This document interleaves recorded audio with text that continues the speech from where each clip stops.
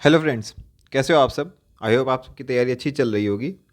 मैं हूं सिद्धार्थ सिंह एसी और आज आपके लिए मैं एक और लेक्चर लाया हूं जो कि है सीएपीएफ एसी में एग्ज़ाम की चेकलिस्ट पर कि अभी जो एग्ज़ाम आने वाला है 2023 का, उसमें आपकी तैयारी कैसी चल रही है और आपको क्या करना चाहिए उसको इम्प्रूव करने के लिए। फर्स्ट ऑफ ऑल मैं आप सबको थैंक यू बोलना चाहता हूँ। यूट्यूब पर चैनल के 500 प्लस सब्सक्राइबर्स हो गए हैं। So thank you for subscribing and जितना भी सपोर्ट आपने दिया है इट मोटिवेट्स मी। तो चलिए सीधे लेक्चर पर आते हैं। आज हम देख लेते हैं कि इस लेक्चर में क्या क्या देखेंगे। हम पहले देखेंगे कि एक्चुअल सिचुएशन क्या है वर्सेस आइडियल सिचुएशन क्या होनी चाहिए। एक्चुअल सिचुएशन से आइडियल सिचुएशन में जाने के लिए कोर्स करेक्शन आपको क्या क्या इंप्रूवमेंट्स करने हैं, उस चीज़ को हम कैसे करें, हमें क्या प्लानिंग करनी चाहिए, what is the road map for that, and कुछ कंक्लूडिंग रिमार्क्स। तो पहले देख लेते हैं कि एक्चुअल सिचुएशन क्या है। आपको एक सेल्फ असेसमेंट करना होगा कि आप अभी तक क्या कर रहे थे। बहुत ही क्रिटिकल क्वेश्चंस हैं, सिंपल क्वेश्चंस हैं। आपको केवल येस या नो में अपना आंसर दे देना है। सो फर्स्ट क्वेश्चन इज़ कि आपने क्या मेजर पोर्शन सिलेबस का ख़त्म कर लिया है, ये किया है या नहीं किया है। ठीक है। उसके बाद सेकंड क्वेश्चन इज़ आपने प्रीवियस ईयर क्वेश्चन एंड मॉक्स क्या सफिशिएंट क्वांटिटी में लगाए हैं, येस या नो।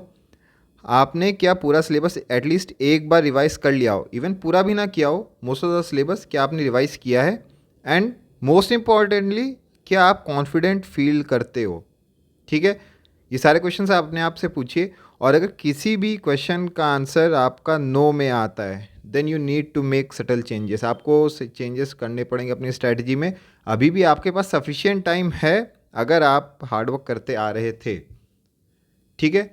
अब हम बात करेंगे कोर्स करेक्शन कैसे करें। अगर आपने किसी भी क्वेश्चन का आंसर नो में दिया है तो इसका मतलब आपको कुछ तो चेंजेस करने पड़ेंगे। ठीक है।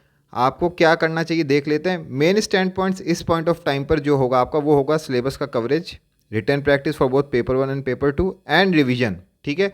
आपको अपना जो डेली टाइम है वो इनके बीच में ही डिवाइड करना है। ज़रूरत किसकी है, एक पॉजिटिव फीडबैक लूप को इंस्टॉल करने की अपने डेली रूटीन में। उसको हम कैसे करें बात कर लेते हैं इस पर। देखिए आप स्टार्ट कीजिए रिवीजन से। जो भी आपने पास्ट में पढ़ा हुआ है, may be geography, may be polity, आप उस सब्जेक्ट को रिवाइज कीजिए। जैसे ही आप उसको रिवाइज करोगे आप उस सब्जेक्ट में थोड़ा कॉन्फिडेंट फील करने लगोगे, राइट। ठीक है। आपको कॉन्फिडेंस आया, उसके बाद आप रिटन प्रैक्टिस कीजिए, उसके क्वेश्चंस लगाइए, प्रीवियस ईयर क्वेश्चन को सॉल्व कीजिए, जो उसके एसेज आए थे आप उनको लिखिए। ठीक है। जब आप ऐसा कर लोगे you will analyse your weak and ignored areas in that subject and in that portion. तो आप उसके बाद क्या करो, जो उसका सिलेबस रिमेनिंग था जो आपने अच्छे से नहीं पढ़ा आप उसको कवर कीजिए। जब आपने एक ये पूरी साइकिल कर ली है for that subject then you move on to the next topic या फिर नेक्स्ट सब्जेक्ट जो भी आपको रिवाइज करना है।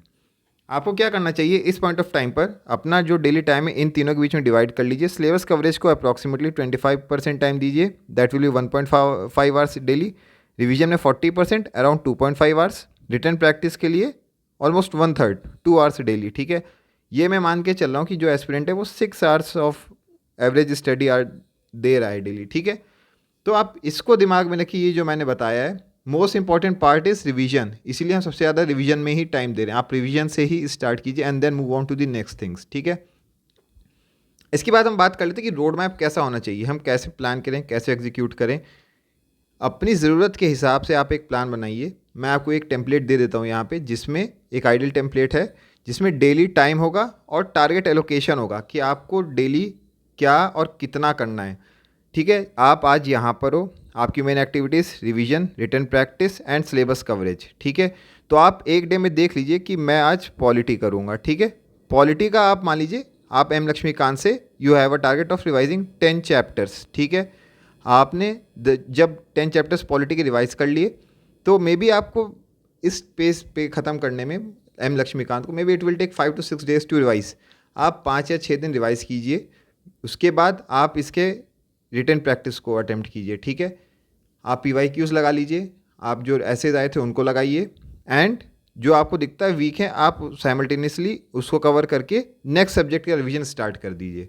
तो जब आप ऐसे करोगे आपके पास जो अभी टाइम बचा हुआ है उसमें आपके पास एक क्लियर डायरेक्शन आ जाएगा कि मुझे कैसे क्या चीज़ करनी है। बट ये बहुत ज़रूरी है कि आप इस चीज़ को लिख के ऐसे प्लान कर लीजिए कि आप किस दिन पर क्या करने वाले हो। ठीक है। बहुत ज़्यादा माइक्रो मैनेजमेंट नहीं करना है बट एक ओवरव्यू, एक रफ स्ट्रक्चर आपके दिमाग में होना चाहिए। सिलेबस कवरेज की अगर बात करें तो देखिए आपको केवल वही बुक्स रिफ़र करनी है, केवल वही सोर्सेज देखने हैं जो आप अभी तक पढ़ते आ रहे थे। आप इस ट्रैप में मत गिरिए कि मैं रेडीमेड कंपाइलेशन पढ़ लूँगा, नोट्स पढ़ लूँगा। इस काम को अवॉइड कीजिए। इससे बेटर है कि आप कोई रेडीमेड नोट्स या कंपाइलेशन पढ़ो। इससे बेटर है कि जो आपने पढ़ा हुआ है आप उसको अच्छे से रिवाइज करो एंड उसमें कॉन्फिडेंस बिल्ड करो। ठीक है, हमने जो बोला कि आपका एम क्या होना चाहिए, to finish each standard source at least once. अगर आप रिवाइज नहीं भी कर पाए बस आप एक बार रीडिंग करके जाओ। ठीक है, अगर आपको कोई ऐसा पोर्शन है जो आप फिर भी नहीं पढ़ पा रहे हो till the last day of the exam, do not worry. कोई भी एस्पिरेंट ऐसा नहीं होगा जिसने हर चीज़ 100% पढ़ी हुई हो, तो आपको उसके बारे में चिंता करने की ज़रूरत नहीं है। उसके बाद रिवीजन की बात कर लेते हैं। रिवीजन में सीधा सा है कि जो आपने अभी तक पढ़ा है उसको आप रिवीजन कीजिए, आप उसको स्ट्रेटेजाइज करके टाइम एलोकेशन कीजिए एंड पीवाईक्यूज़ आप तभी अटेम्प्ट कीजिए इस स्टेज पर जब आपने उस सब्जेक्ट को रिवाइज कर लिया है। देखिए, इस पॉइंट ऑफ टाइम पर पीवाईक्यूज़ को आप सब्जेक्ट समझने के लिए नहीं, अपनी प्रैक्टिस के लिए यूज़ कर रहे हो। So attempt PYQs after you revise that subject. It will build your confidence and it will also provide a clear assessment of your preparation. मैं क्या रिकमेंड करता हूँ आपको कि आप एक साथ पूरा एक सब्जेक्ट रिवाइज कर लो, उसके बाद उसका पीवाईक्यू अटेम्प्ट करो। कई लोग क्या करते हैं कि वो डेली पॉलिटी का कुछ पोर्शन पढ़ लेंगे, कुछ पोर्शन वो ज्योग्राफी का रिवाइज करेंगे and they try to cover 3 और 4 subjects. That is also fine, but मेरा जो सजेशन है वो यही कि आप एक टाइम पर एक पूरा सब्जेक्ट लीजिए, उसको 3 to 4 days 5 days depending on the length of that subject उसको ख़त्म कर दीजिए एंड अपना एक सब्जेक्ट को 100% फोकस देकर आप ख़त्म करते जाइए। ठीक है, ये मेरा सजेशन है। इफ़ यू डिसाइड कि आपको 3 या 4 सब्जेक्ट डेली रिवाइज करना है, दैट इज़ ऑल्सो फाइन। ठीक है, रिवीजन में आपको क्या क्या कवर करना है, स्टैंडर्ड टेक्स्ट बुक्स कवर करनी है, vision IAS, monthly current affairs and प्रतियोगिता दर्पण। न्यूज़पेपर्स को आपको रिवाइज करने की जरूरत नहीं है अनलेस आपने ऑलरेडी कुछ उसके कटिंग्स रखे हुए हैं, नोट्स बनाए हुए हैं। न्यूज़पेपर प्लीज़ रिवाइज मत कीजिए, बस आप डेली न्यूज़पेपर पढ़ते रहो। ठीक है, उसके बाद अगर आपने कोई एसेज लिखे हुए हैं या फिर आंसर्स आपने ऑलरेडी लिखे हुए हैं, आप उनको एक बार रीड कर लीजिए। उससे क्या होगा कि आपको पता चल जाए कि आप फ्रीक्वेंटली क्या मिस्टेक्स करते हो। मे बी आप ग्रामेटिकल एरर्स कर रहे हो या फिर मे बी आप ये मिस्टेक करते हो कि आप इंट्रोडक्शन ज़्यादा लंबी लिख रहे हो, आप कंक्लूजन अच्छा नहीं लिख पा रहे हो। Just know your preparation better. ठीक है, और इंग्लिश को इस स्टेज पर इग्नोर मत कीजिए, ग्रामर पोर्शन को आप पढ़ते रहिए। ठीक है, रिटन प्रैक्टिस के लिए कंसिस्टेंसी इज़ द की। तो आपको क्या करना है, P1 एंड P2 का प्रैक्टिस करना है, पेपर 1 पेपर 2 डेली करना है। पेपर 1 के लिए प्रीवियस ईयर क्वेश्चन, प्रीलिम्स के क्वेश्चन, CSE के एंड मॉक्स। पेपर 2 की बात करें तो जो प्रीवियस ईयर क्वेश्चन है और जो टॉपिक्स मैं अपने टेलीग्राम चैनल पर प्रोवाइड कर रहा हूँ, ठीक है, बस उतना ही सफिशिएंट है। आप उसी पे रिपोर्ट लिख लो, आर्ग्यूमेंट्स लिख लो, उससे आपका काफ़ी अच्छा प्रिपरेशन हो जाएगा। ठीक है, and be sure to include each of these in your planning. जो भी मैंने आपको बताया कि आपको पेपर 1 पेपर 2 और उनके एलिमेंट्स, आप इन चीज़ों को अपनी प्लानिंग में भी इंक्लूड कर लीजिए। ठीक है, इसके बाद कुछ कंक्लूडिंग रिमार्क्स जो मैं आपसे डिस्कस करना चाहूँगा। देखिए, थॉमस एडिसन ने क्या बोला था, good fortune is what happens when opportunity meets with planning. तो अपॉर्चुनिटी तो आ जाएगी, it will itself present to you. ठीक है, अपने आप ही आपके सामने आ जाएगी if you work hard right now. ठीक है, अगर आप अभी मेहनत कर रहे हो, you will have the opportunity. लेकिन ज़रूरत किसकी है आपको, कि आपके पास एक प्लान रहे to direct your efforts and channelise your energy. आप भले ही एक दिन में बहुत ज़्यादा पढ़ रहे हो, लेकिन अगर आप टारगेट्स अचीव नहीं कर पा रहे हो उससे, तो आप एफर्ट तो कर रहे हो but they are not directed. ठीक है, उसके बाद जो आपका माइंडसेट है दैट विल मैटर। आप हो सकता है कि कॉन्फिडेंस में लो फील करते हो, लेकिन जैसे जैसे आप एफर्ट्स करते रहोगे you will improve your prospects in the exam, also your confidence will improve जैसे जैसे आप डेली टारगेट्स हिट करते जाओगे अपने। ठीक है, आपने आज का टारगेट सेट किया, उसको आपने अचीव किया, तो आप कल के लिए और कॉन्फिडेंट फील करोगे। लेकिन अगर आप आज का ही टारगेट अचीव नहीं कर पाए तो in the next day you will feel bad about it कि यार मैंने कल तो मेहनत नहीं की थी।